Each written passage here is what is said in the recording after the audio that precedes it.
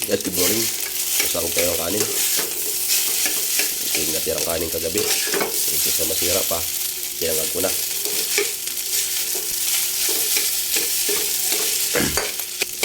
Bahaw kung tawagin. Yung sahag na ito ay matipiran lang.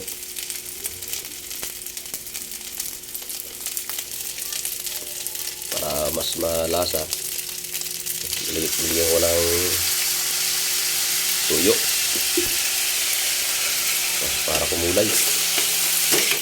Diba, ng mga bata pa tayo, ang gusto natin ng ulam, tuyo at mantika. Ngayon, matanda na, in-upgrade ko na, ay kailangan sangin muna. So, lagyan ng tuyo para at least may nagbago. Parang tayo lang, dati bata, ngayon matanda. Diba? Haluin lang haluin kasi yung toyo dumidikit siya eh.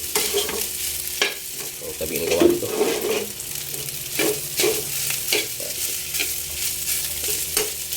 Kapag ganyan na, pwede na yan. Thank you for watching.